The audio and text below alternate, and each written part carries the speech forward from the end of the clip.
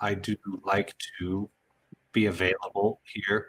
Um, and if you ever have any questions or you want to have a chat, I could usually make time for that. Especially given now that I pilot a desk most of the days, the opportunity to hang out with real human beings because everybody knows that the Chancery is staffed entirely by robots.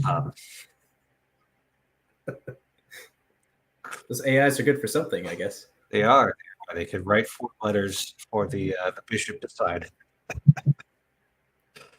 So yeah, be the way I would go about it is just start off with a meeting and see how it goes. Wonderful. That's great. Yeah, it sounds like you were maybe offering a meeting with you too. So if I would take you up on that if that's an open Yeah, I offer. just hope the whole internet doesn't try and take me up on that. Well, you're the priest of the internet, right? And we've got the I'm pastor the of the internet and the priest I of the internet. yeah, the pastor of the internet. How much trouble did I just get you in? None, none. You don't have any authority to get me in trouble. Directors don't give you mere direction; they provide that which changes during a journey. Okay. There's Mark being very insistent on vocabulary again. Yes, yes. Bow down to my wisdom. All of you come to me and receive my wisdom, and then buy my merchandise. Merchandising. That's where the money is. The money's in the merchandise. That's right. I'm Oh, surprised there's not more merchandise. I guess Grimm's got some good merchandise. I don't know if I've seen. I think there's a little bit of Grail Country merchandise. Surprised more people aren't jumping on that bandwagon. Oh, Mark I Has guess. merch. Yeah, Mark does have merch. Why don't you DM me a link, Mark, and I'll drop it in the chat, and I'll tell people. Yeah. And now he's monetized as of Friday evening. He's going to sell his soul to the great god Algo. Is it Algo or Mammon, or is that the same person? I think Algo works for Mammon. Hmm. Yeah. Algo is the materialization of Mammon. I'm not going to try and get too deep into this. Yeah. My beard is not gray enough to have wisdom. Clown of Babylon is right. By the way, congrats to Mark on the monetization. In addition to the cold hard cash that YouTube will give him, it also boosts him in the algorithm. So more people will learn how to navigate patterns and engage in live navigations. Okay, Ulysses doesn't understand the difference between a spiritual director and a priest. Ideally, all priests would be able to give spiritual direction. But at the higher levels, it is the case that not all priests would be suited to that. So, but they definitely do. They do blend into each other, and I would say most spiritual directors are priests. Although there are some lay folks who do it and are actually rather sought out. So apparently there's a retreat center in South Dakota called Broomtree, and apparently there's a very highly regarded spiritual directress there. She's got like bishops who come in there for spiritual direction. So yeah. So yeah, not all priests, I think, would be suited for spiritual direction. And that's okay. Not the end of the world. We've got Mark's shop here. I think it's Sally Joe who ends up doing most of the designs on that. Do you want to take a look at some of that stuff? Let's just turn this into a navigating patterns commercial. That's what this is going to become. I just pulled it up. That's what everybody is looking for here. There we are. Shop products. Nice. Closed on Sunday for workers' rights. Doesn't that sound good?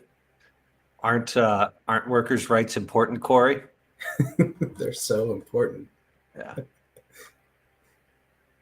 You should put a Chick-fil-A stamp somewhere in the corner.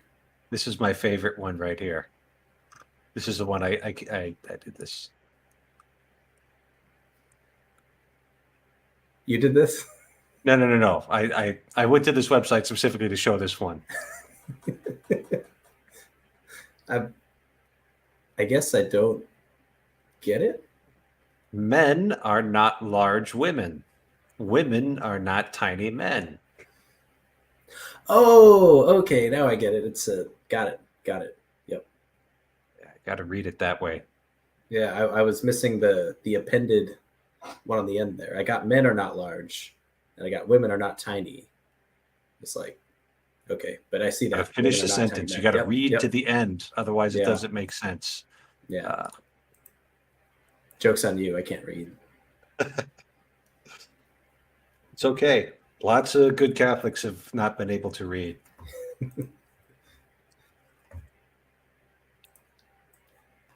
Yeah. So the whole point of this T-shirt, Mark's spoiling the ending, is you have to admit that there's a difference that isn't mere language.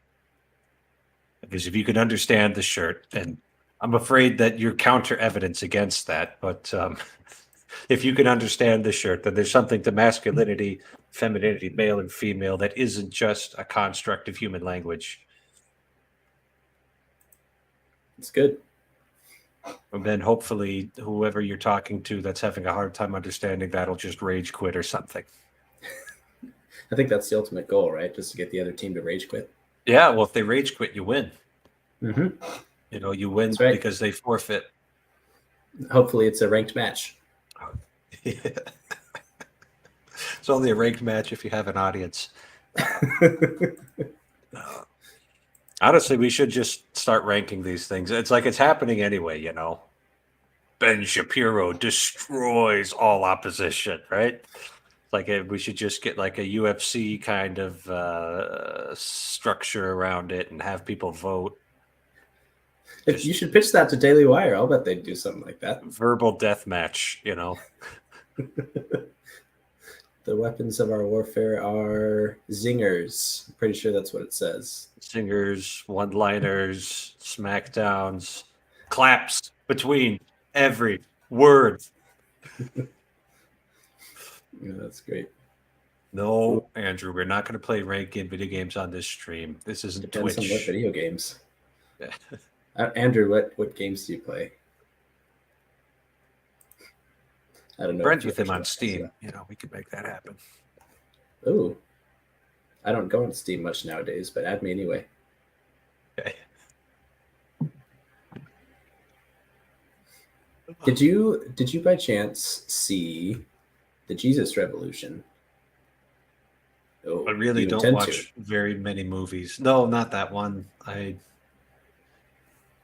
But it's a bunch of hippies, right?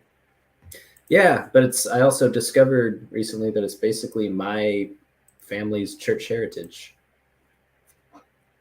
Because I grew up in Southern California. Like I was watching the movie, it was like, oh, I've been all these places in this movie. This is where I grew up. Oh. So we were talking about it a little bit in the Grail Country server earlier. People were talking about having a panel on it, which I would like. But if you haven't seen it, then that would make it very difficult to have a panel on it. It would.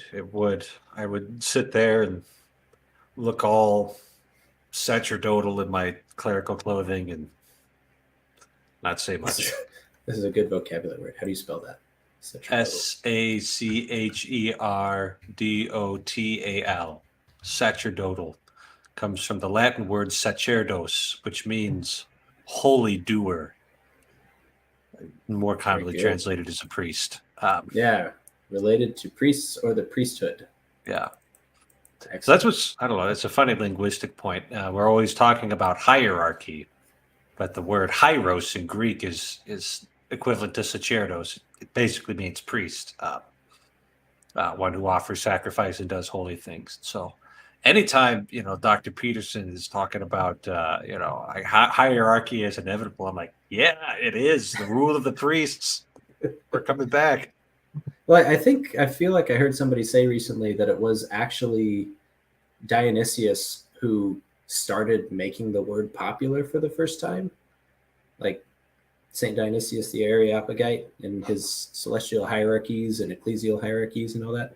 Like that was a surprise to me. Like it wasn't commonly used in Greek philosophy prior to that point, but that would make sense if he was the first one. Yeah, right, because it literally means rule of the priests. So it's the way we use it in English has drifted pretty far away from the original Greek language that he was talking in.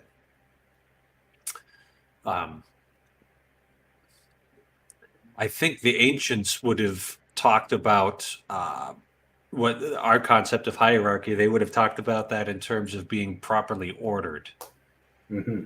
Everything's been placed into its order, but I think in people's heads it's HIGHERARCHY.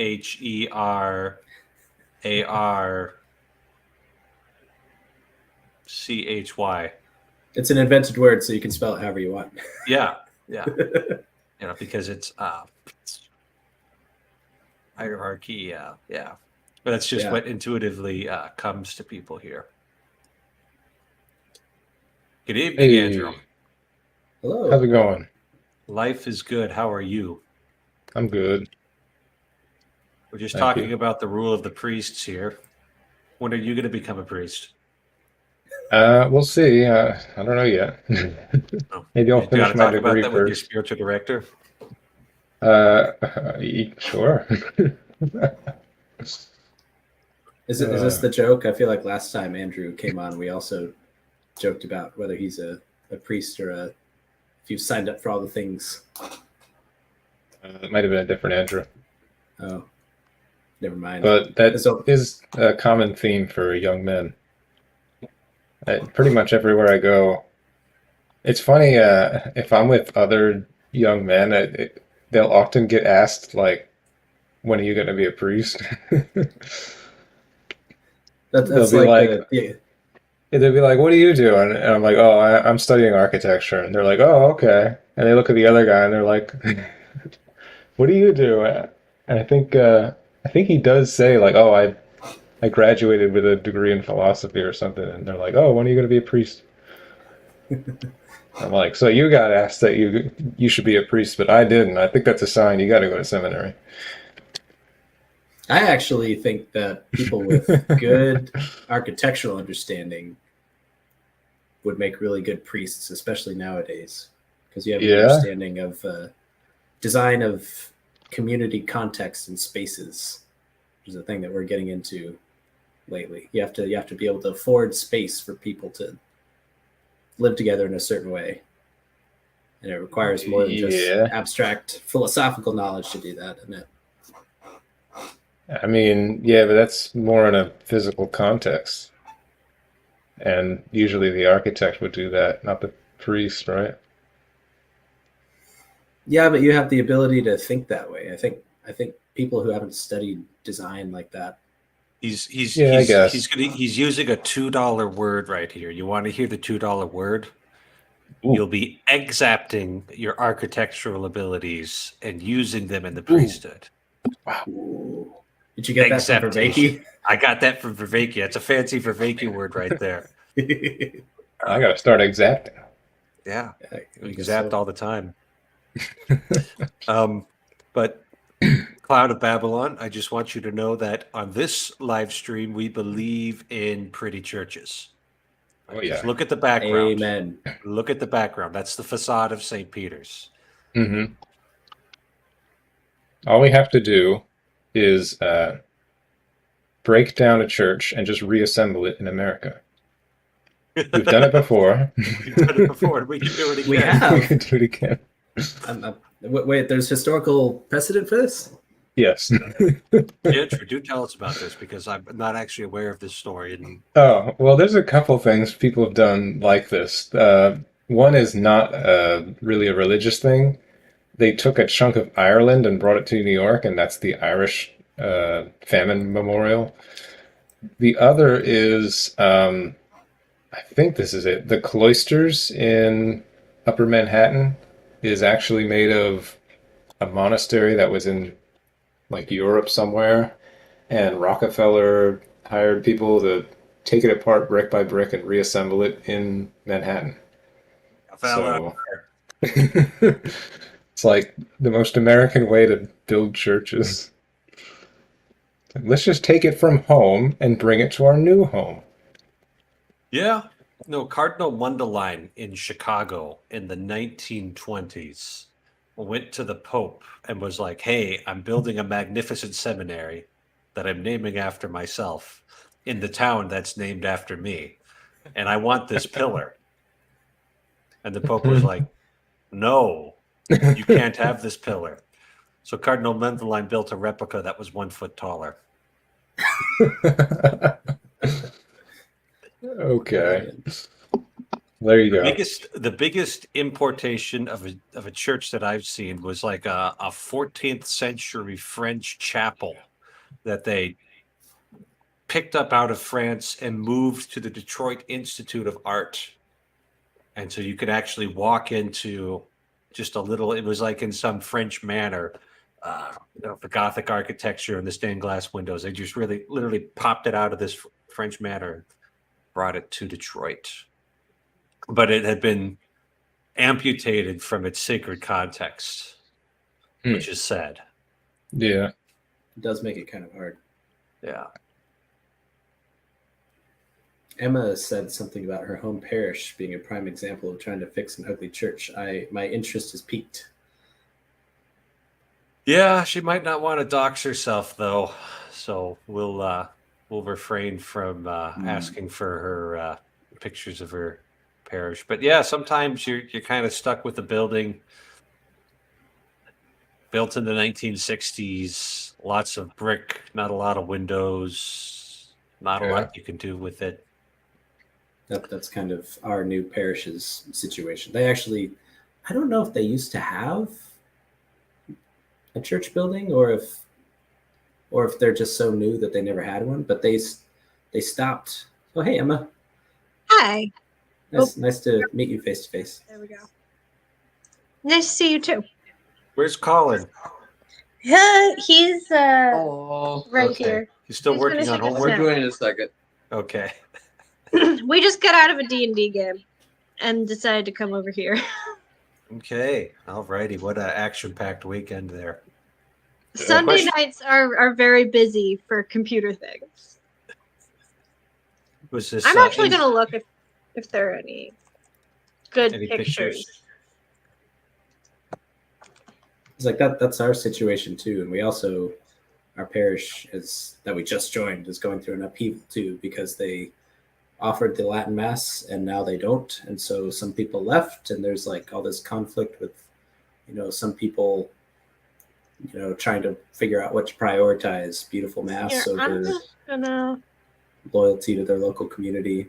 And there's also not an actual worship building yet. They're kind of holding Mass in what I think was intended to be the fellowship hall or something like that. Ooh. Here. Yeah. Can I share screen? I thought you were going to say that it seems like a lot of churches are doing D&D. I knew a church that ran a D&D group. Okay, Yeah. it will not. Why is Firefox like this? Firefox. Who's still using Firefox in 2023? Oh, I gotta. People who don't want Select- Google to own their lives. That's why you have Brave. It's like the DuckDuckGo of... Isn't Brave wait. built on Firefox Oh. or Now, hold on Google? It is built on Google. But Which makes That's basically lovely. the same.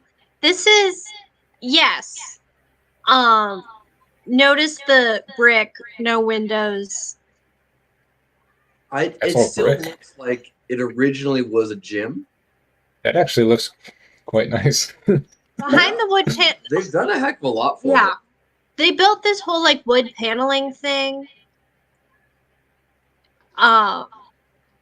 But the actual like building is all brick and has these horrible like slit windows. Oh, I yeah. bet you that was actually supposed to be a gymnasium, and It those hosers stands out. never actually built the church. Here's the issue. feels The like it. back of it actually also works. It has a little area where the actual organ's there, and it has this It giant does have window. a bar lock. So it kind of begs the question of if it was a church, how'd they make it look so much like a gym? And if it was a gym, why did they design it like that? Mm. It's like someone like halfway through decided, oh wait, this is the wrong. The gym goes over there. This is the sanctuary. They had to try and like work with it as they did. Yeah. Gotta be a good story to goodness. it. Well, like you look at the outside and it's just this brick monstrosity. Renovating monstrosities. Well, It's like you had to the compete Pantheon. full across. Are you taking notes for the title? Yes, you've noticed that I do that. I do that because otherwise it just says Sunday night open mic over and over again. Yeah. Not smart.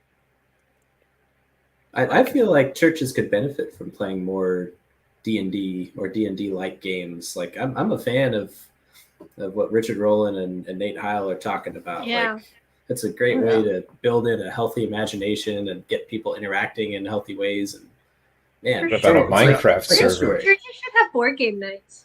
Oh, that'd be good. Ooh, That's what we do now.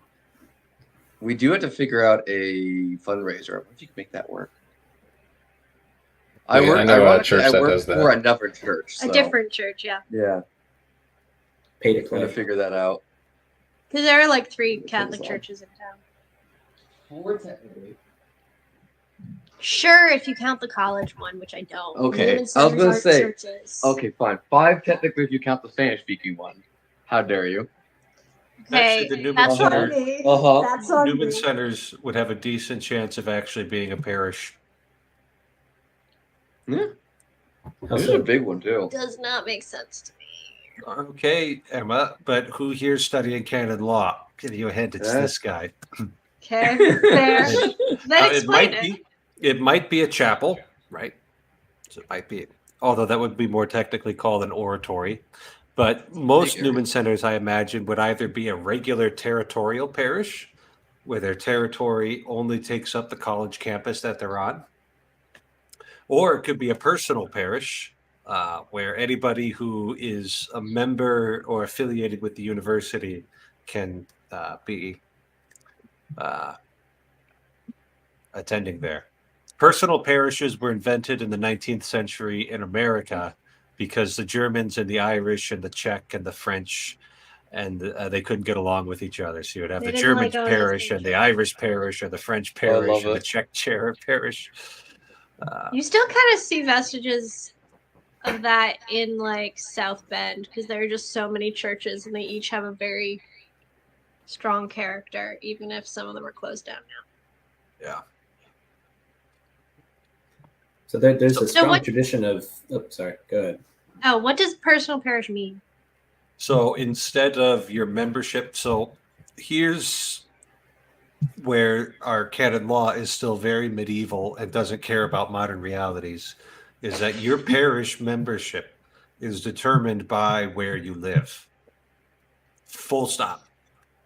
Doesn't matter where you go to church every Sunday, and it doesn't matter where you register at. Where you live is where you're canonically have rights to be your parish. Right. Unless there's a personal parish nearby that you qualify for.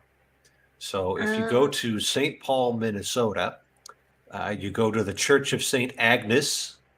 That is the old German personal parish, where if you were of German descent or you spoke or primarily wanted liturgies and services in the German language, you would have the right to go there and receive the sacraments. Gotcha. So So you so for Christ the King in Ann Arbor, it's probably only if you are part of the charismatic movement that you qualify for it as a personal parish. yes. Now the thing is that it's not an absolute sort of thing. So, if you're a member of, I'll just use parishes in town. If you're a member of Saints Anne and Joachim, and you go to the priest there and say, "Hey, I want to get married," you can. You have to get married there. Like the priest there has to do it. But if somebody from outside the parish wants to get married there too, and the calendar's free, they'll probably let it happen, unless they're one of those places that absolutely gets dog piled on marriages, in which case they have to Mhm. start saying no. Go to the place that's built in a gymnasium. Yeah. Well, like for example, Christ the King, you can only get married if you or your parents are registered members there. This is important. I bet Glad you they have a RCIA lot of Because they have people who too wanna many get- people. Yeah. Because it's a pretty So- church. It's a lot of things to consider when registering for a parish. Yeah. There I is. was there going to is. say there's a strong tradition of this thing called church shopping. You may have heard of in the Protestant Yeah. traditions, if you can call It them that. 100% happens in Catholicism too. I'm noticing this too, but from what it sounds like, it's not supposed to be a thing in Catholicism. No. But look, this is on the pastors of the like it church, right? wasn't Like supposed 100% the reason that there's church shopping is that there's too much variety in our churches. Like, do you want to go to the place with the bongo drums and the guitar mass and all the kumbaya? It's like, no, you don't want to go to that. You want to go to the place where they've got some decent traditional liturgy and music and all of that. So, I think that at a lot of churches here, though. I think Right. there's only one bongo place. So what I am trying to say is that if we had a little more consistency on the board, like, look, we're Catholic. This is how we do liturgy. Mm-hmm. There'd be less a church shop because it's be like, wow, you go to every mass in the 30-mile radius on a Sunday, and they're all kind of the same. Yeah. Communities would probably cohere a whole lot better. It is funny because thinking of just a few things for myself, I know the church we go to, it kind of stands out a little bit for a variety of reasons, but one of them right now at least is it's like the big lots and lots and lots of kids parish, from what I can tell in the area. It's also the communion rail parish. Also very true. Union rails leads to babies. Yeah, clear All right. connection. Clear connection. And so That's I why could I see like people it. wanting to go here for that family orientation or being family friendly or just being around families. And it's funny now that you say that. I remember one of the issues we had in my Protestant church back home is we have a large problem of this one church came out and had this crazy in-depth children's ministry thing, and a lot of families left to go to there because it's they have the nicer education for the kids, and that's the important thing is these guys have a cooler, more fun, exciting program. And it's that's not great. That's what church is all about. I know, as the Catholics especially. Pause and recognize Jacob conspicuously cracking open Imprimus on I was just going to stream. say, This is one of the three things I wanted to talk about when it was my turn. Wait, is there a new one that we didn't get, or is this the Bishop Barron one? This is the Bishop Barron one, I commencement haven't read that one. address. It's Yeah. his commencement address. Yes, it is. And What's imprimis? Imprimus It's the is Hillsdale newsletter thing. Yeah, Oh. I've been getting it for years. You can and it's sign up pretty for good. free. Yeah. You can also sign up other people for free, but they might hate you. I think I got signed up accidentally when I registered for one of their things, and then I promptly unsubscribed myself. I It's haven't debatable how actually- active it was. I haven't actually read it, but I just opened it up, but right now, all of us who believe in God and are disciples of the Lord Jesus Christ have a common enemy in the agnosticism, atheism, and nihilism that are deeply affecting our Gosh, culture and especially the minds of young people. Ooh. Except for the Lord Jesus Christ part, I agree. Shadow does Oh, too. man. Hey, Jen. Yes, she does. Shadow. Yeah, it's the whole thing She- too. She's Yeah, missed me. I so wasn't around Yeah. for a few hours. Oh no. Oh. How could you? I know our cat is having to adjust to me being back to school and not home all day, and she's very sad about it. Well, Very important. okay, I have been around away for like 36 hours or so. Oh. She was home alone, She also Rough. smother you. The tragedy. which this is the second thing I was going to bring up. So guess where I bought this? Where? I bought it at a Benedictine monastery I just happened upon in my travels, That sounds Like about what? right.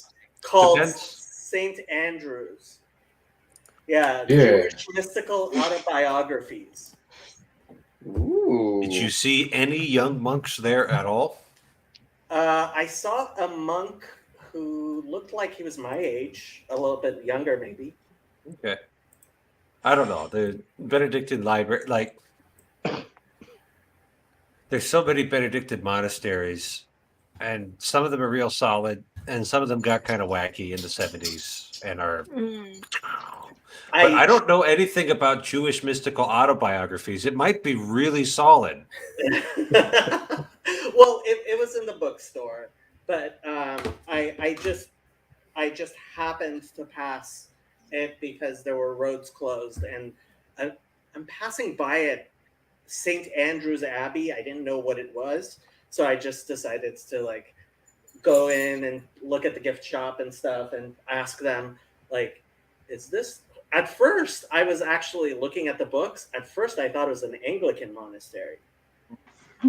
And then I asked, is this Roman Catholic? And she said yes.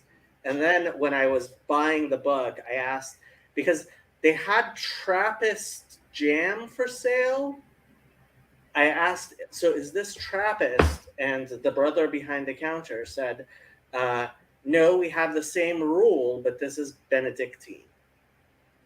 Huh. I did not know that Trappists and Benedictines have the same rule, and I don't even know what that means. Yeah, so Saint Benedict wrote his rule for monks in the 5th century, and almost every Western monastery uses that as the basis for how they do things. But the Trappists, you know, they were kind of like a reform group of Benedictines. They're like Yeah. hardcore, aren't they? A good monastery, they will be pretty hardcore. They take a vow of silence. It's not those an guys. it's not an absolute vow, but like, yeah, during our silent periods, except under very certain circumstances, they don't speak. I think they're allowed to talk for maybe an hour a day. I'd have to actually look at their statutes Dang. to know what they were doing. But yeah, they could be pretty hardcore if they're sticking to their medieval founder's vision. Yeah.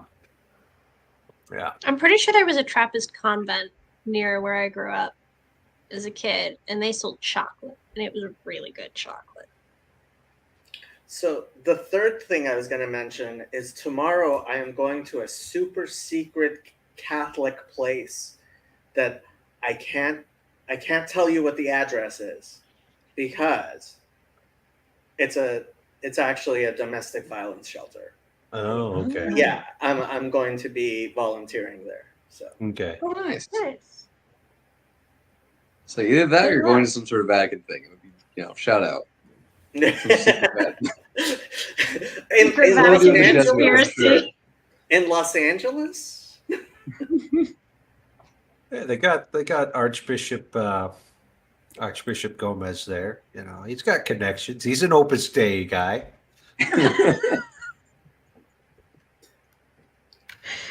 You have opinions on that, right? Everybody's got opinions. Everyone's got cheap. opinions. Opinions are I very. went to an Opus Dei high school, so mine might be slightly more informed than other people's. I don't know. I had an Opus Dei professor. That's about as far as it goes. And he said that anytime he had to fly overseas, he would take a melatonin pill and have a beer and a shot of whiskey and a glass of wine. He sounds like a fun guy. I think the idea was he would Just pass out. pass out on the airplane and wake up. I like the variety Refreshed. too. Mhm. Yeah. I can't. Right. just It's go not through 3 those. beers. It's not 3 glasses of wine. It's not 3 shots of whiskey. One of each. One of Must each. be a special potion formula. Cover your bases. Well, I was so I'm just googling over here. Do you guys know what chartreuse is? The liqueur, not the Oh color. yeah. It's like my favorite liqueur, and I think the color actually comes from the liqueur, but it's made by monks in France, and I have not been able to Carthusians. find it. Carthusians. Okay, yes, that's what I was going to look up. I was going to look up what order they fall under, but they're like slacking on their production because I can't find it Yeah. anywhere right now. So I was, I heard- no, I heard something no. about about that. They refuse to Yeah. turn up their production in response to market forces. I can get behind That's that. what it was. Okay. That'll just make it more I thought special it was- when I find it. So imagine the They're price. continuing. So I mean, their argument is, look, we make enough of this chartreuse and sell it so that we can support ourselves.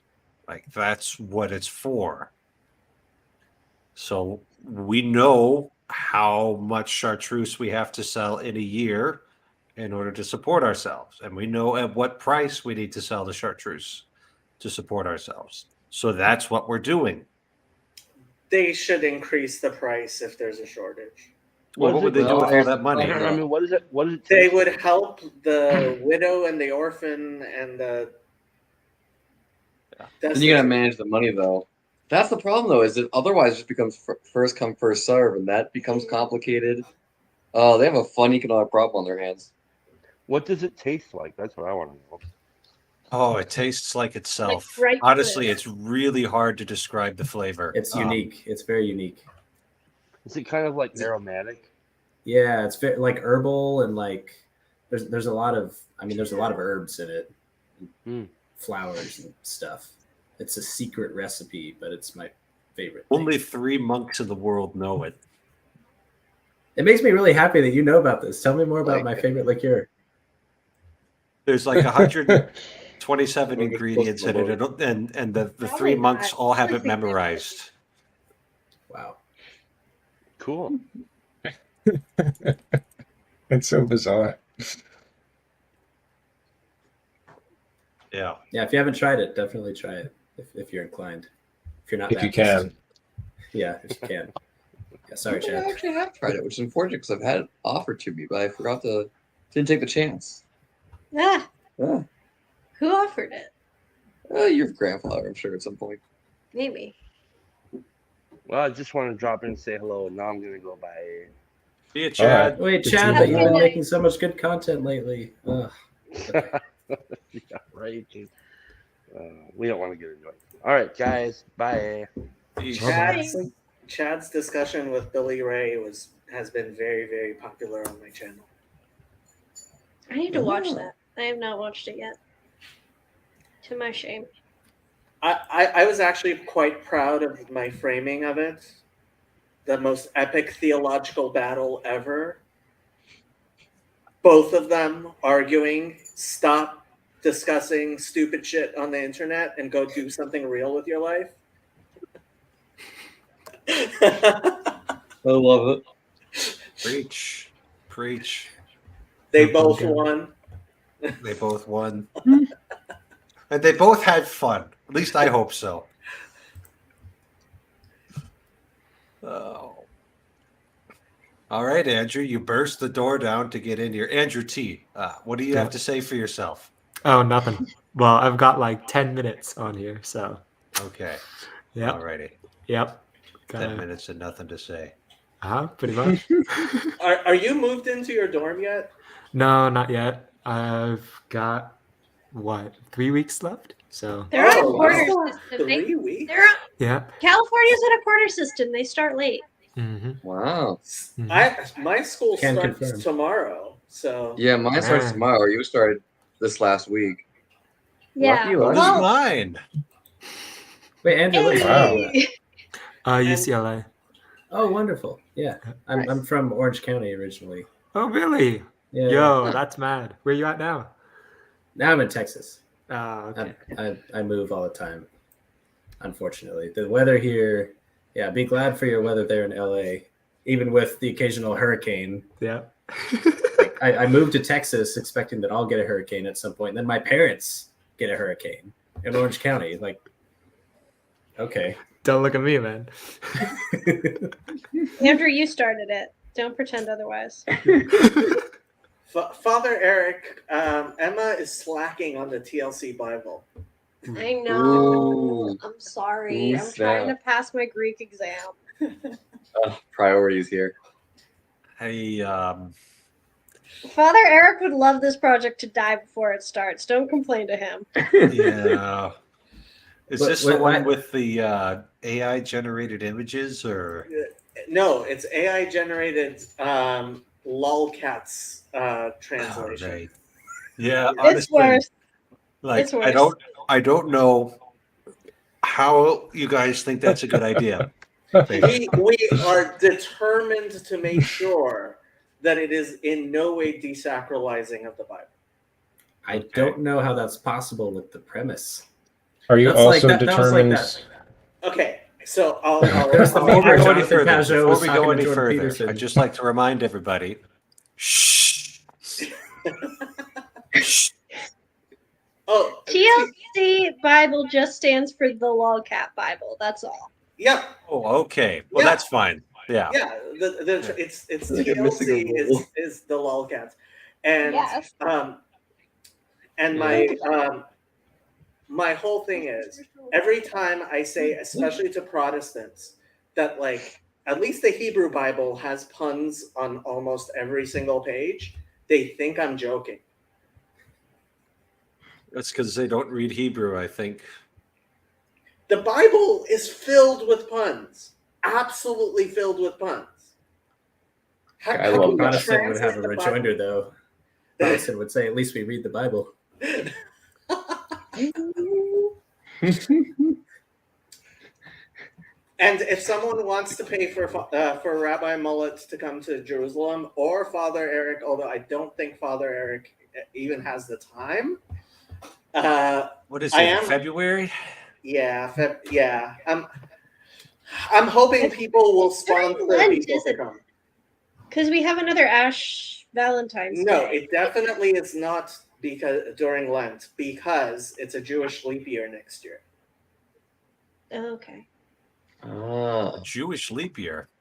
Wait, Yep. when in February is it then? February 24th. Yeah, that's It- definitely during Lent. Yeah, that's Yeah, Ash- because it's Ash Ash Valentine's. Valentine's. You guys still do the whole thing of like Passover has to be after the Jewish Passover, right? No, that's an Orthodox thing. Oh, you guys don't do that Yeah. anymore?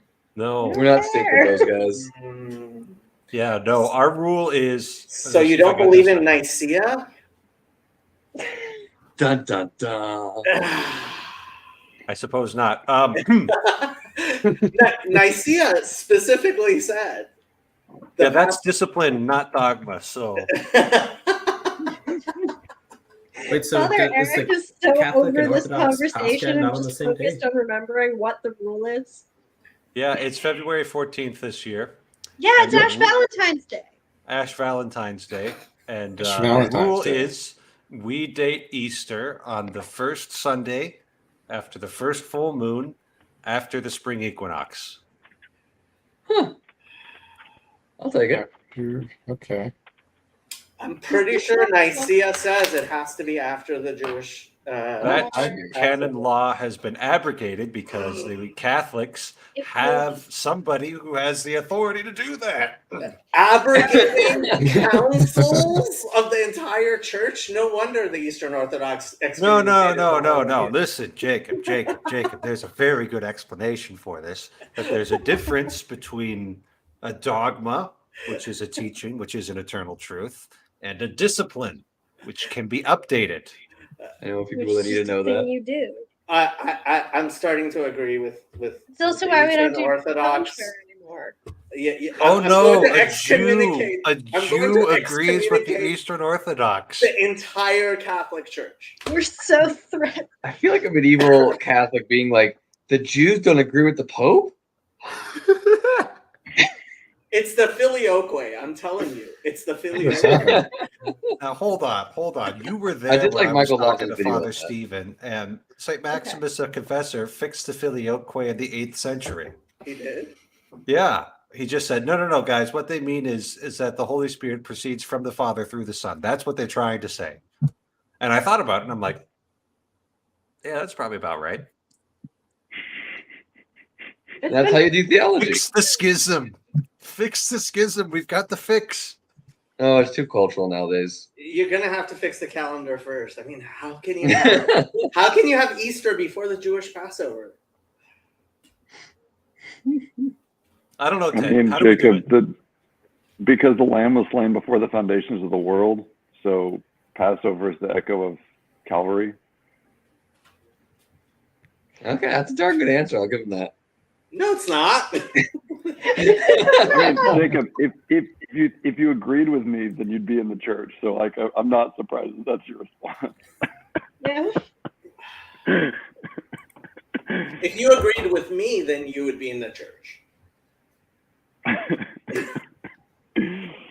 Jewish circulation of Eastern Time 25. Oh, we got real fact going down here. Interesting. Ooh, hey, Mark's throwing shade down in the comments section. It's Mark's not hard. been throwing Jacob shade. doesn't think these things through symbolically because he's a materialist, as mentioned earlier. Ooh, Citation. that is shade. Call me a materialist. Like, calling me like a particular thing, unless you tell me why that particular thing is bad, doesn't actually make me like care.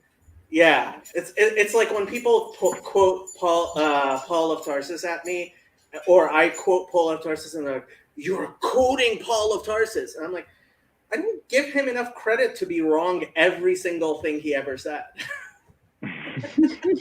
It's like if you get a 0 on an exam, people know you're trying and know what's like the material, because otherwise you'd get at least some questions right by just dumb luck.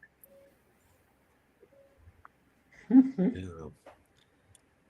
Have you ever done that, Emma? No. Okay. I care way too much about other people's opinions of me to Yeah, I do was gonna something say. like that. I mean, intentionally I- failing a test takes some real moxie. Yeah. I would be impressed. Yeah. Yeah, I do not have the guts for something like that.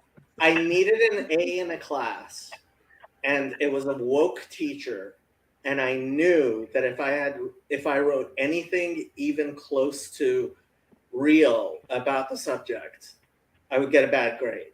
So I wrote the most sarcastically woke paper I could think of. I turned it in, and I got a Yes. perfect score. A plus. I was That's so so much more than me. sarcastic. No, I was so sarcastic. I posted the paper on my Discord so people could read like my sarcastic woke paper, and I got This it is the way the 120 out of world ends. 120. no, This is the way the Jacob, world does your Not with a bang, status but with sarcastic acquiescence. does your status as an Iranian Jewish refugee put you under the blanket of maternal concern with this professor, or are you too white? Yeah, I do claim to be gender non-conforming, but they don't believe me. Like whenever I claim to be gender non-conforming, they're like, That sounds like they're judging you. They're just assuming certain attributes are masculine and non-fet. You know, that's on them. Why know, do they? if you- Why do they assume that of If you that? really want them to believe you, you need to dye your beard pink. And then I would be gender non-conforming. But And then you know I would what? also Now not they're respect assuming that pink myself. is feminine. It's even worse. You can just lambast them, although they don't like being lambasted, from what I can tell. Yeah, wouldn't that be kind of judgmental? Then they're thinking you're not gender nonconformist, Oh not yeah, not that's accepting your that's my whole claim. thing. Like, go But ahead that's and the rule tell of me I wokeism. am gender conforming. Like, by Yeah. what standard are you telling me that I'm gender conforming? No, but that's the rule of wokeism: is you can't point out the incoherency and the hypocriticalness, because then they realize. Well, It's like, what is then it they get when the defensive. white It's a big people difference. when the white people move into the neighborhood, it's gentrification. When they move out of the neighborhood, it's white flight. It's like, Yep. just give up. You can't win. Heads I win, tails you lose. No. But what's her name? Who's that woman? Robin DiAngelo in her book actually says this. She says the question is not whether racism happened; it's how did racism happen. So if a black person and a white person walk into a store at the same time, if the clerk serves the white person first, it's racism because she privileged the white person. And if she serves the black person first, it's racism because she was trying to get the black person out of her store. That's ridiculous. It's racism because she's privileging the black person. Is that an actual example that Robin DiAngelo gives in her book? I believe so, yes. Is my official pronouncement on that. Douglas Murray has Here started with Jake had to get me kicked out of school. It's fine. has started like saying you did a racism, which is my favorite way of putting it. Oh my gosh. You did a race. It's that weird, like, millennial baby speak. No, you have so much harder than me, because being a part of a Christian counseling thing, I remember the first year there was a guy who got like, what was it? Because we were talking about, we went through the multicultural stuff, and I actually did learn a lot about important stuff. There is something to be said about the argument of racism and such and so forth, and I got to learn a little bits and pieces of growing up in a town where we had this many colored people in the entire high school, using that term alone, such and so forth. So that was all good. We had like a guy literally like arguing that any sort of multiculturalism is a part of what is it? What is that? Is a part of not the 1619 project. Diversity, inclusion, and equity. Well, that's bigger. So we have too specific, too broad. The thing they're trying to teach in schools. Critical race theory. There we go. Try to argue that all multiculturals talk is critical race theory, and why are you teaching critical race to the Christian counseling? And the Christian counselors had to explain it. And we're all just like, that's So this guy was arguing that literally learning about other cultures, critical race. Yeah, and that they're different. Yeah. Is critical race theory. Yeah. I mean, look, but the fact that he could bring this up, and we're all just like, man walked out of that room without getting stabbed or verbally destroyed. He was allowed to remain at the school. Yeah. I have it much easier. We're all Christians and so on and so forth. So we have a weird, the usual Protestant spectrum of conservative, liberal, not any of the hyper that you get. Although I feel like if you were a Catholic school, you could possibly get the hyper liberal. And I think that goes more liberal than Protestant liberal. I don't know. They can go all sorts of strange places. All my teachers are woke, but most of the other students are not. That's the funny thing isn't the statistic something like 3/4 of all counselors are like religiously Christian or something like that? Yeah. Where I think because we cite that at CCU all the time, where it's like, guys, don't listen to what they say. We're the most secular profession there is in the world. We're the most such and so forth. But most counselors are by far Christian religious, and their whole thing is like it's a matter of time. Put the work in, and the tide will change.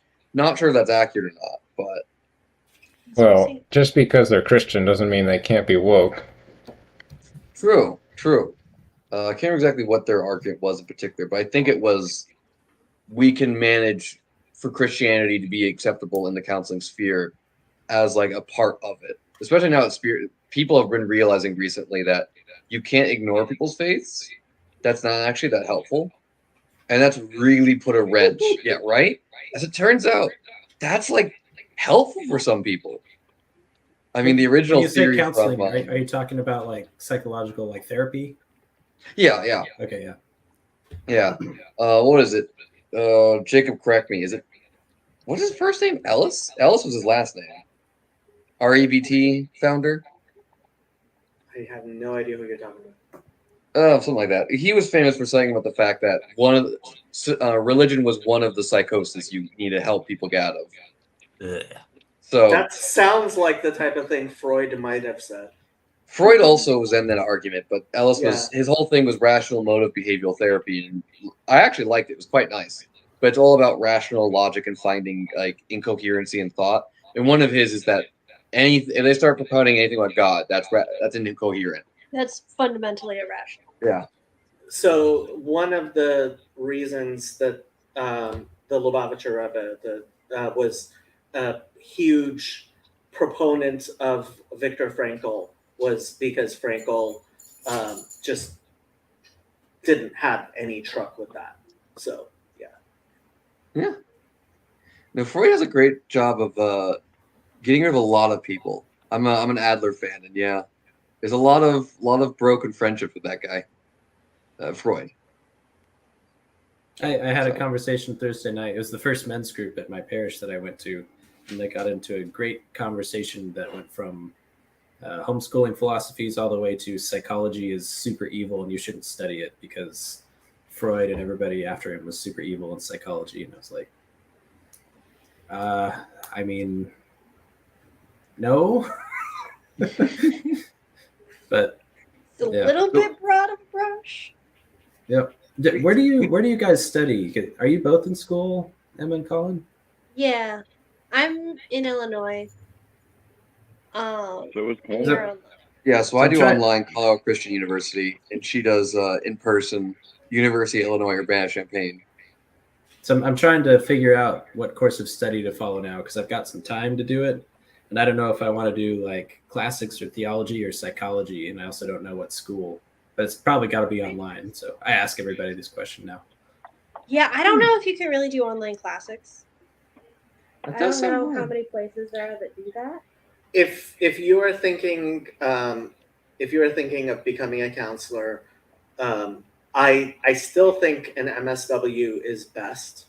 LSU has a pretty good online MSW program, and Arkansas State has the cheapest, although it's kind of hard to like if you don't have the prerequisites, they make you take them.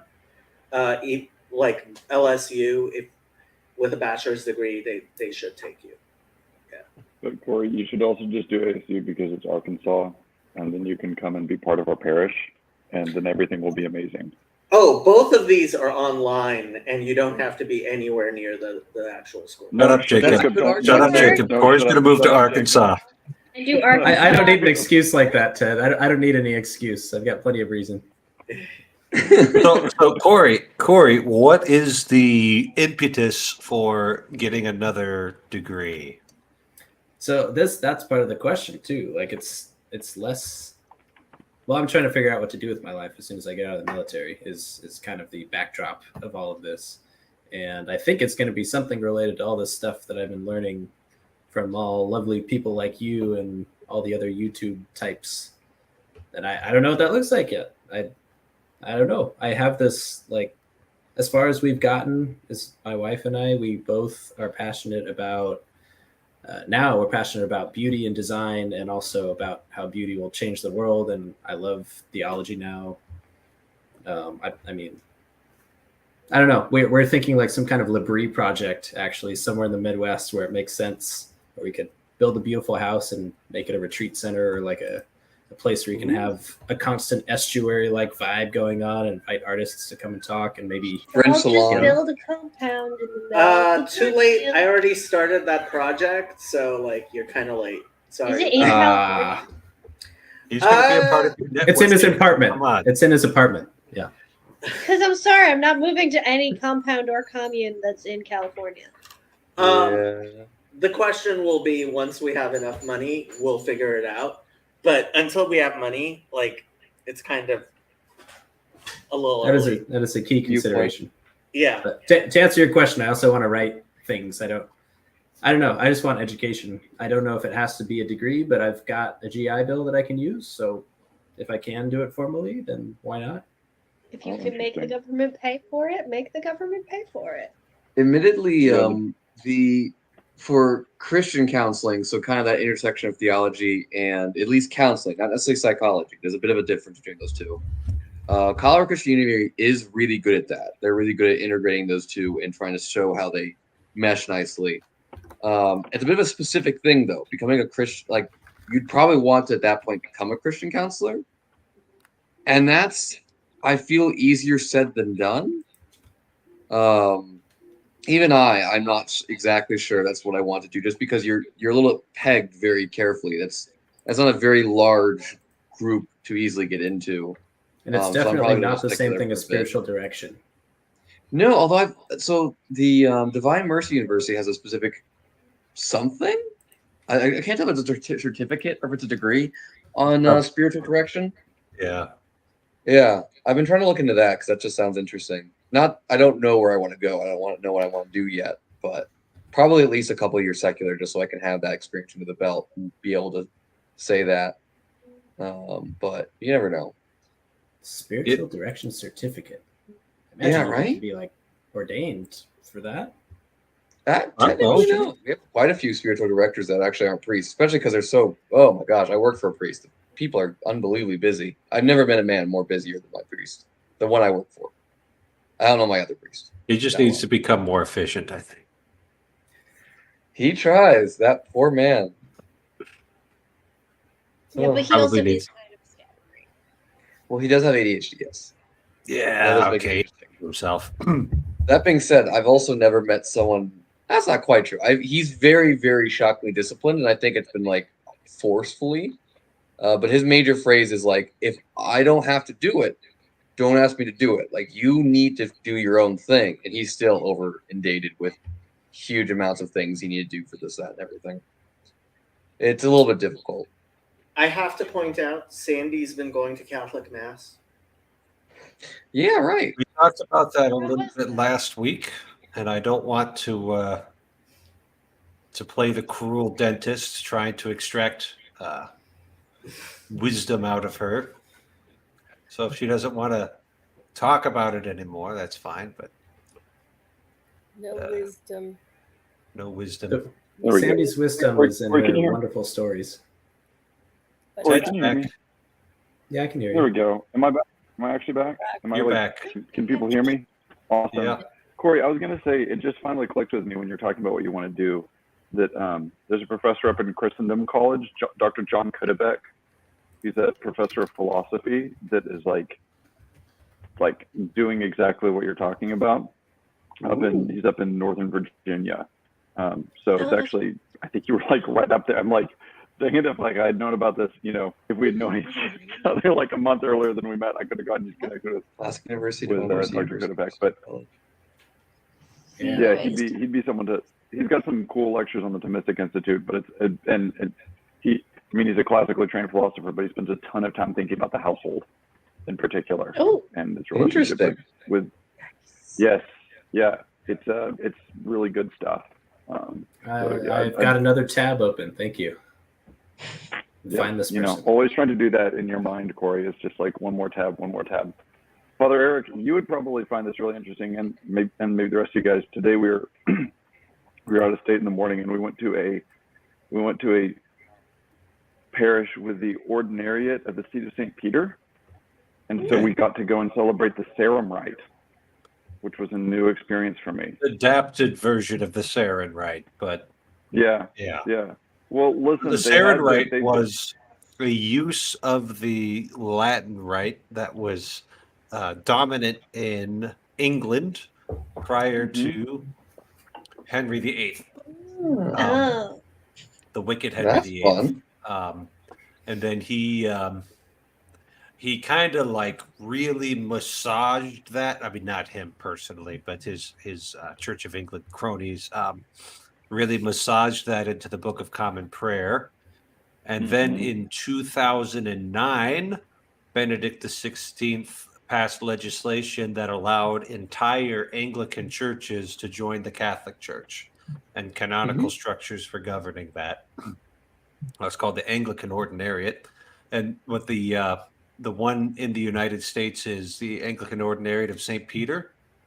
I thought about that, being baptized Anglican, but yeah, well, If there isn't one nearby, It's hard to find them. Yeah, There isn't one nearby. I just want to make a nice standard Catholic, you know. Can Episcopalians join it as well, or Anglicans only? I suppose if there was an entire Anglican congregation that wanted to be, or Episcopalian congregation that wanted to be Catholic, they probably could. But I think all of the ones in the United States were Anglican Church of North America Yeah. to Catholic, which is a pretty understandable trajectory.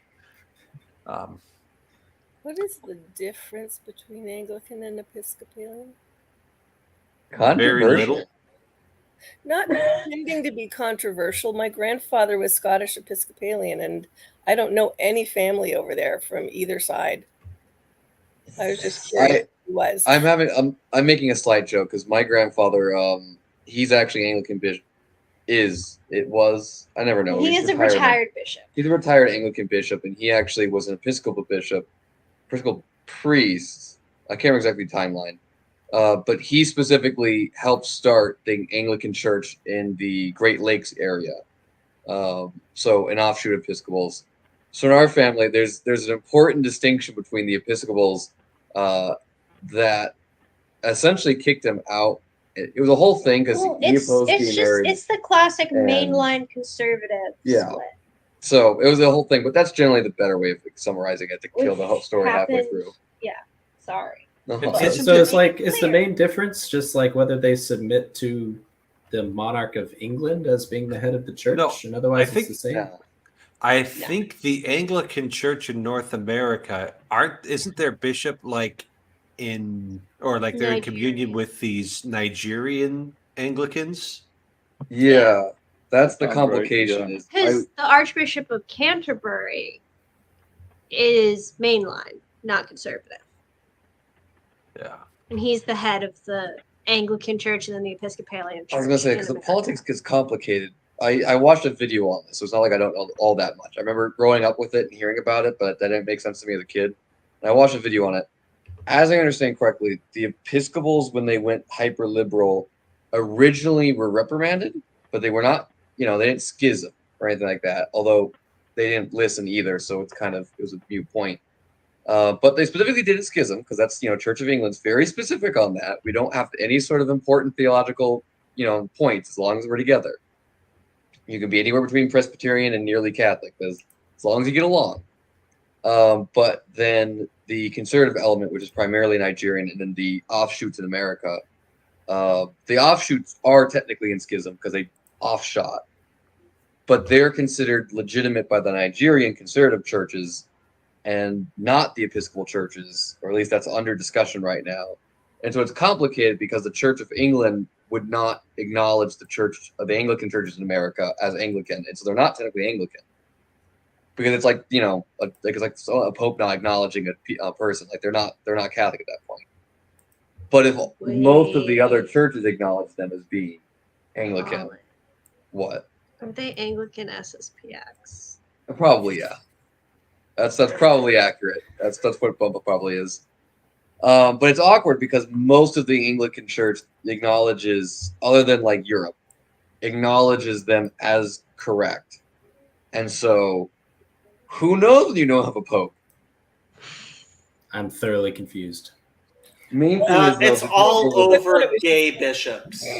Yeah, correct. And It's all women over free. gay bishops. The United States, or consecrated a gay bishop, and a lot of conservative congregations wanted the Archbishop of Canterbury to like tell them they can't do that, and the Archbishop of Canterbury refused, and so these people went off to join the Nigerian, like under a Nigerian archbishop, and like the Archbishop of Canterbury is like, no, you can't do that. Yeah, but again, no one wants to use harsh words. So if I remember correctly, there's some specific phrasing they use where the line of schism and what they're doing is a little bit pulled back. So therefore, no one knows what's going on. Gotta love it. Your voice is incredibly loud. I don't know if it's that loud to everyone else, but it is incredibly loud. Me just directly into your ear. Colin, what did your grandfather say about you becoming a Catholic? The general Anglican phrase, which is, that's awesome. I'm so happy for you. In particular, it was kind of funny because I grew up relatively anti-Catholic. My father, quick version, my father was Catholic.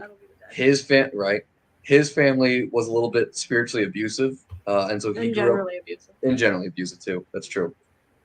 And so he actually kind of refound God through my mother, who is like charismatic, because my grandfather is charismatic Anglican. She's just charismatic. And so I grew up with a Catholic father and a charismatic mother, but none of the Catholicism really stuck, except the bit that my mother didn't like. So I grew up generally anti-Catholic, but my grandparents, being Anglicans, are just like, that's no problem. And so I converted. It was a big deal between my mother and I, especially because I'm a right prick, and I had freshman effect like nobody's get out. But they were just like, that's great. We have all these, we love John Paul II. Here's a book on him, another book on him. I've gotten a lot of JP2 books from them. It's pretty great. Yeah, they just, some people's grandparents hand out candy. Yours really have just given us books every time we see them. Yeah. Best grandparents. They're pretty amazing. Ever. Yeah. Right? No, they're pretty you have amazing. to move. That's the downside. That's why I have a think Kindle. about that right now. The Kindle moves very easily. Yeah. No, yeah, but they're nobody pretty can inherit your Kindle library. Like, that's what bothers me. Like, now It's going with to all inherit these- my library, Jacob. Well, the next priest of your parish. You weren't going to give it to me, Father? You were gonna give it to somebody. Like, you could give it to somebody. Like, there's a value in like every book people giving books to other. Like, I have all these books on my Kindle that I will never give. Whereas, like the books I buy after I read them, if I'm not going to read them again, I try to give them to people. Yeah. No, And you can't write a nice little inscription in the cover of a Kindle book either. Yeah. All of these are fair and valid points. That said, I love my tablet and I love reading things on my tablet. So usually my Kindle is used for ephemeral purchases because not all books are created equal. And so my 8-volume set of the Summa Theologiae, that's worth hauling around, right? Latin, English, side by side. Oh, it's let's do some theology, baby. But like some novel, the novel can be forgotten. That's fine. We've also got some key, like something else I could hand on would be. we're doing book show and tell now. Ooh. That makes me want to go grab my newest. See, if you had Catholic grandparents, Colin, they would give you books like this. Ooh. True. They haven't gotten that far yet. The Fundamentals of Catholic Dogma. Now, that's a book right there.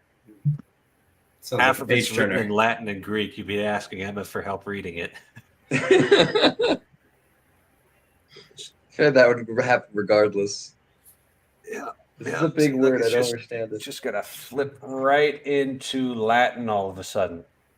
Nice. Yeah. So What's fun is when you're reading in Latin and then they flip into Greek. Also does that. So All right. anyway, this is a Very book, fun. Jacob, that I would say is worth passing on. That's the whole point of that. Nice. Oh, Yeah. are you showing this off because of I do Jacob? want to show this to Jacob. Uh-huh. We went back to my parents' house recently, and I was able to retrieve this. Which- Ew, I'm so sorry. I had to buy. Uh-oh. Uh-oh. Yeah, but it has the Hebrew part, and then I can Well, practice. I'm reading. glad you have the Hebrew. I am very It's a glad you Hebrew have book the that I Hebrew. already had, so I can start learning Hebrew. And I His back. think that it's quite possible you could get your bishop to give you permission to have the English parts as well without tearing them out, and it wouldn't be necessary to like burn the English parts of that book. Well, it is good to know. We had to. What is it? I had to buy it for a Great Books class to read the Book of Jonah. I don't know why she wanted this translation. It's Possibly well, just because it was the only Hebrew English side by side you could get affordably. That might have been. this isn't that bad. It's $60. That's a lot when you're also buying like 6 other books for the same class. True. Yeah, but it's a translation by people who believe in God. It's fair. I will say, I know the professor was Catholic. I don't know. Like, I know she knew Hebrew. I don't know, like. JPS is very popular, and JPS, but the Jewish Publication Society was it's still not in any way orthodox or theistic. Dang. Fair enough. But this way I can practice reading Hebrew once I start working through the textbook again. You have the Hebrew. And I already owned it, so. And there's my Jonah playlist. I went through the entire book of Jonah letter by letter in Hebrew. Nice. That would be, I will probably start working through that at some point. That's back before the Just Chatting streams. Yeah, it's way back there. So if you memorize the half-hour introduction I give to Hebrew at the beginning of my Jonah playlist, you will know the entirety of Hebrew grammar. I'm not even joking. Nice. So this is going to sound like a stupid question, but it's a serious question. If you have trouble memorizing things, what's an alternative to doing that? There is a really good channel called Aleph with Beth. I watch them. And they do an incredibly good job, despite the fact they're Trinitarians. God have mercy on their souls.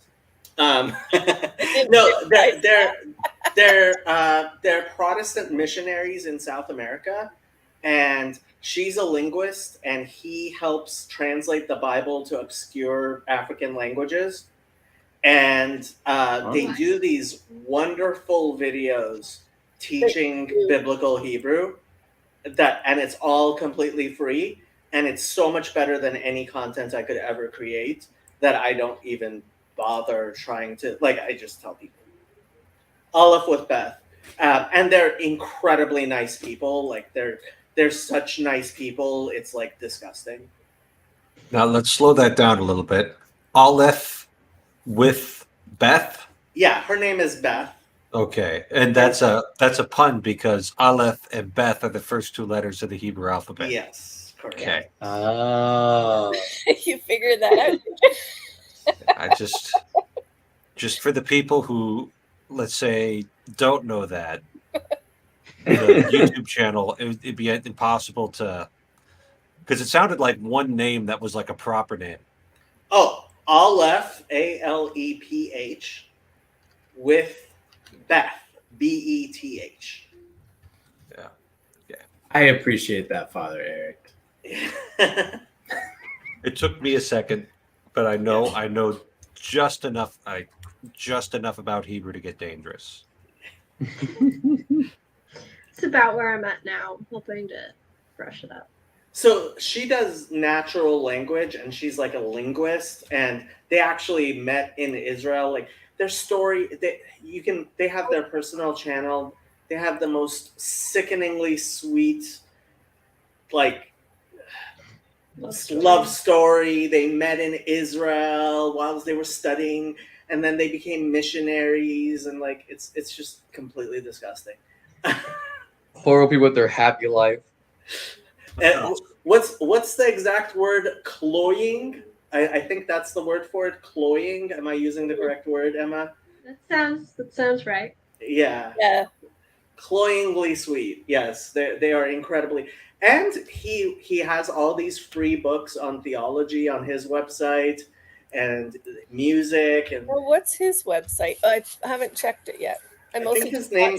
I think it's under his name, Andrew Case. He has a very. I mean, I disagree with a bunch of stuff he says, but like it's still worthwhile reading.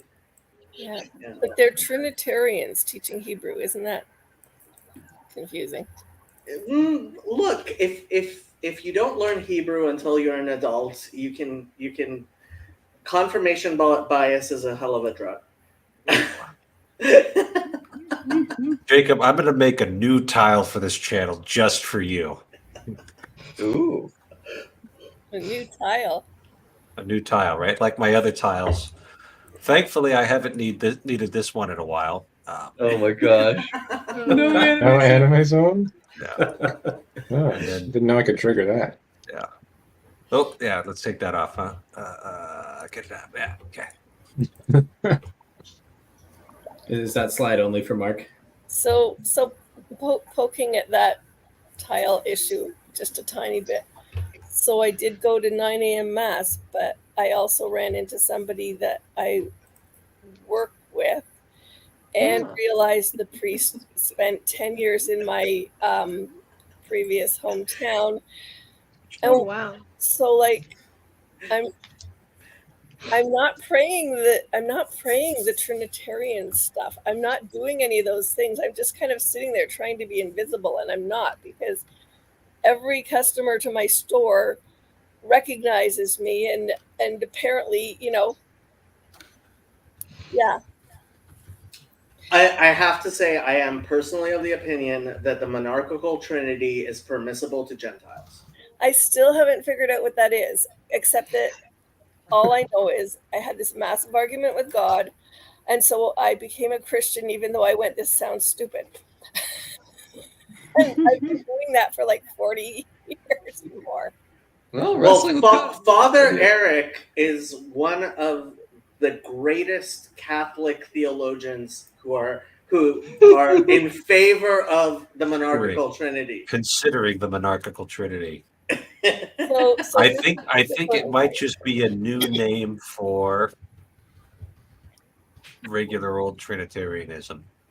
That's the feeling I've gotten Yeah, from what I was explaining. Honestly, from how much I understand it, which I'm 100% in the never ever show a depiction of the face of the Father ever camp. Michelangelo. Okay, No icons of the Father at all. Which, hey, yay. B, only the Father is Ase. Say? Ase.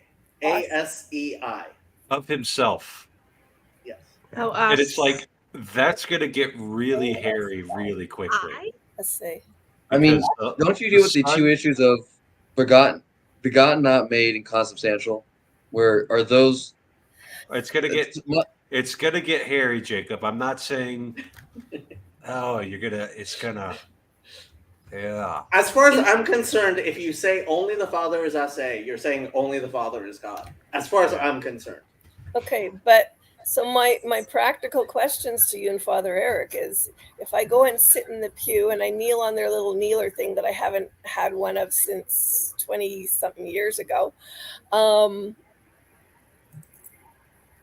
and I'm kind of, like I know people there. I told this girl that I worked with, well, I'm not so sure I believe in the Trinity, and she's getting confirmed there or something, only discussing the what. Yeah. That'll confuse them. Yeah. Go talk to the priest. Well, yeah. Actually, he was busy talking to her No. Go talk to the priest some other time. other time. Yeah, I know. I will have to. I will have to. Shoot me an email. You've Yeah, email opened him. this hornet's nest for me, Jacob. I am Good at that. very much in favor of people going to church. So much so that I've been going to church myself. Yeah, Wow. I had a really sore neck this morning. I thought I could just lay here and not go to church. And by the time that you decide this, you're going to realize Jacob's already going to church at least twice today. Go to- I actually didn't end up going to church at all today. There you And go. one of the reasons Father, like, I was almost on my way to church, and Father Eric's like, "Are you gonna?" And I was like, Well, no, I was just asking. Ah! I was just asking because if you don't piggyback this onto your channel, then I posted it to the YouTube channel. So "You gave me an excuse. I try to find every excuse I can not to go to church." oh boy, that sounds like a pretty familiar story, actually. I only go to church because I feel compelled by an evil spirit. Oh, Don't believe him for a minute, because honestly, I actually wrote on Grail Country that I think God must love that man very much, because it takes great skill to send me somewhere an answer to a prayer question to God and actually have the priest from my that I know by face and everything, and other people there that I recognize, and now I feel kind of, like I said, he's opened a hornet's nest. So I have to deal with this now. Yeah. And when you can feel God laughing at you, and you know. Allow me to introduce Jules. Hello? Although, why isn't your video on, Jules? Or so. Jules is Father Oh, Stephen. reason for that. Oh, We're Stephen's not. spiritual son. I was about to say that. Wait, can you guys hear me? No, you're droiding. Oh, wow. Okay, you can. The reason why you know, I'm just going to fill that in for him. I think the reason why his webcam isn't on is because his internet connection stinks right now. Yeah. So what he was trying to say was, he's Father Stephen DeYoung's spiritual son, and he probably had comments on the monarchical trinity. Yeah. I'm not going to actually put 2 feet in and jump on the monarchical trinity thing until I talk to a proper Catholic theologian who's smarter than me about it. There's Brett Suckold. You could talk to Brett Suckold. I could. That would actually be a really interesting conversation. And he would come on your channel. I'm pretty sure he came on PBK's channel and Sam Adams' channel. Sam Mhm. When he Tiedemann. was- Yeah, and every time I hear an Orthodox person poo-poo transubstantiation, I'm like, dude, if you read Sokold's book, you would be on board with it. The problem with transubstantiation is Catholics. Could you explaining give it me that one? badly. Because I was listening to the Lord of Spirits on the Eucharist, and like I was kind of convinced about the East Orthodox view on transubstantiation. So I would like to know the name of this book. I think it's The Eucharist. Yeah. I think that's the name of the book, is The Eucharist, by Brett Suckold. So, Salkeld, I think it is. He did the rounds of this little corner for a little while. Yeah, I'm gonna drop this in the chat here. He is friends with Bishop Barron, apparently. So, Oh, fun. hey, Oh, hey, local to Texas. Ooh. That's where Word on Fire is. They're hanging in Texas. Wait, it's in Texas? Great photo. Yeah.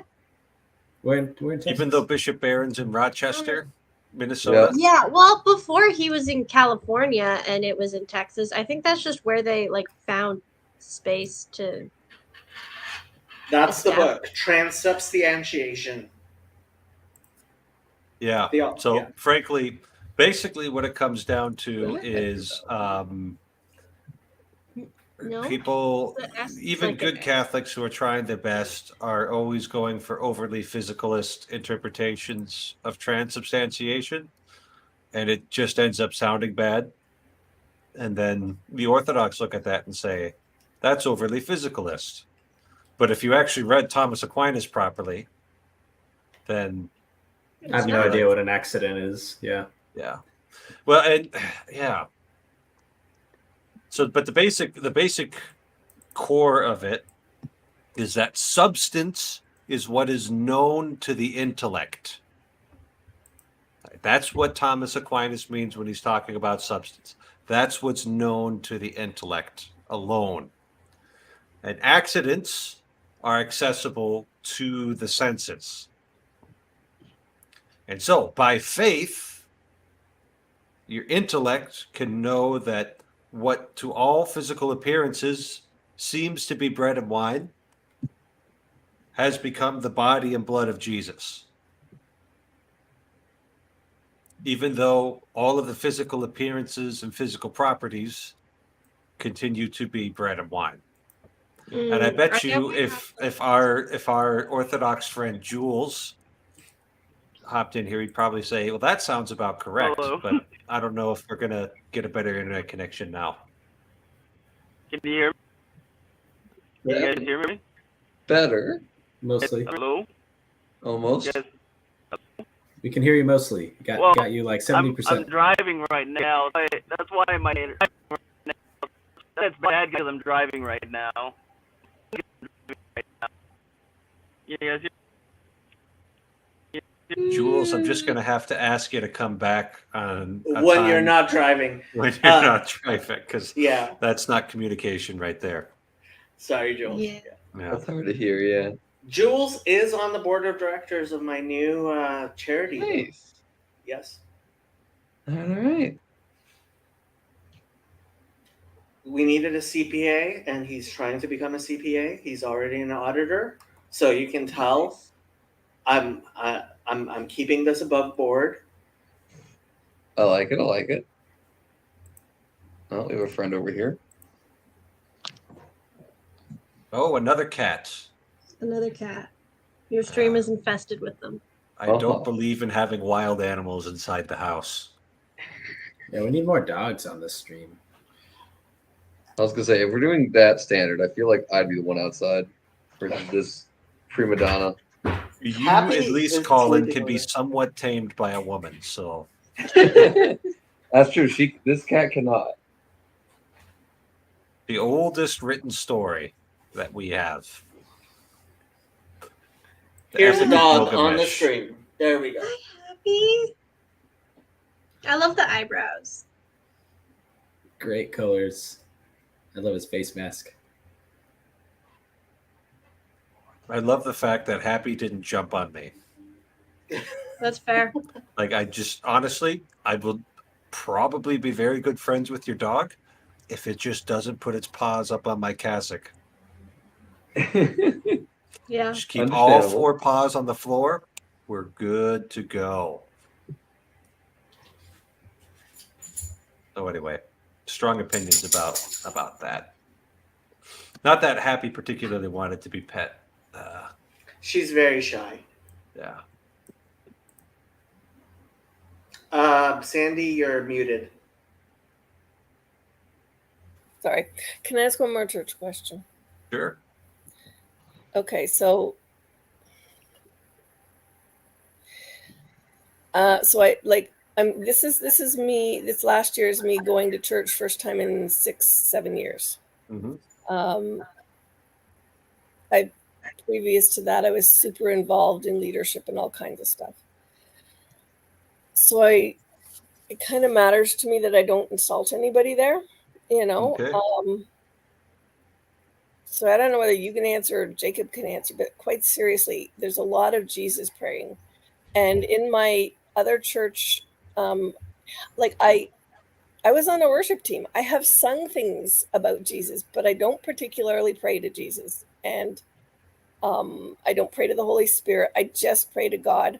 My one leeway I take is I tell people, well, I do quite, this sounds probably heretical, but I do count God as my father because in my teens, my parents were real kind of not coping, and I ran up against the honor your father and mother thing, and I tend to be one of those people that argues my point and then negotiates. So I'm like, well, fine, I'll honor my parents, but I still need to be parented. So I will honor them if you will parent me. So I'm kind of say God is my father because pretty much if he says go do something or whatever, I'm like, okay, well, I should be listening, even without just the religious context of it. But I don't know what's really, I don't know what's appropriate. Like, I mean, I have just said all this stuff for years, and now I'm thinking about it. Mm-hmm. So I'll give a Jewish answer. I think Father Eric will. I'm going to give a Catholic answer because this is my live stream. You guys don't want to trade? Yeah. So, Jacob, here is the greatest argument for monarchical Trinitarianism that you will find within Roman Catholicism. And it is the doxology at the end of the Eucharistic prayer. So, Sandy, you would have heard this already. Now, the problem with our English translation is that it's barely English. So, if the Catholics on the stream will give me the freedom, I am going to retranslate it on the fly. O God, Almighty Father, all glory and honor is yours, through him and with him and in him, in the unity of the Holy Spirit, forever and ever. Amen. So basically, no matter, let's say, which person of the Holy Trinity that you would actually be talking to, you're always going before the throne of the Father. At least that's what that prayer in the Roman liturgy, that very ancient prayer in the Roman liturgy, would seem to indicate to me. So even if it's through an intermediary, then it is still to God the Father. All the glory and honor goes to him. So if you don't mind pulling up the Okay, Bible here's verses. the Jew stuff now. So this is Genesis 48. Oh, okay. And this is Jacob blessing the sons of Joseph at the end of his life.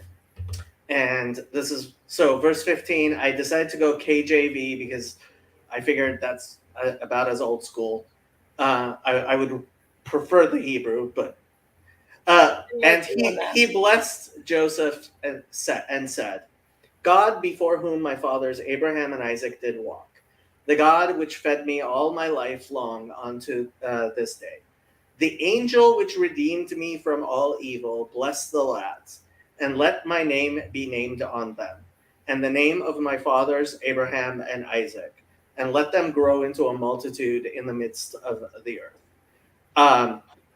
So praying in the name of someone to God is an ancient Jewish tradition that I don't think in any way implies any of the things that I think most egalitarian Trinitarians think it does. Okay, and that's my issue is I've always thought, like, I mean, I don't think I've ever thought of, like, of I don't think I think in an egalitarian sense there. I don't think I ever have, not from the first time I walked up to the altar and said, sure, I'll do that. I just don't. That was my argument with God right away, day one, and so. Father Stephen wants to convince me that Christianity has always taught that Christians teach you can only pray to God the Father, but you should pray through Jesus and the saints. And as far as Judaism is concerned, that is permissible to Gentiles for sure. Okay, so I'm not just being weird or insulting if I say the stuff along, because that's pretty much my stand for 40 years. And, you know, When I go to church, I don't sing any of the hymns because I know the Christians think around me are thinking of Jesus as God. I don't test any of the people and say, "Do you think the Father is the only person of the Trinity that's ase or not?" Because none of them would know what I'm talking about. But to the degree that Christians believe that God the Father is ase and cannot be depicted, I would say Christianity is within the Noahide laws as not being idolatry. Well, that's about the nicest thing that I think we're going to hear tonight. I have to get up and go to work tomorrow because my bishop's taking a trip on Tuesday. We need some office time together. So I'm just going to go ahead and call this a wrap. But my last parting thought, Sandy, is that, people usually don't go to church looking to pin other people to the ground with some minor infraction of dogmatic theology that 80% of the congregation doesn't particularly understand or care about. So I guess my sincere desire for you would just to be at peace when you are at your local Catholic church. Yep. And I agree with that 100, 200, 500%. 500% agreement out of possible. Jacob. You got to watch out for Andrew can't do K, that. though. He's a heretic hunter right there.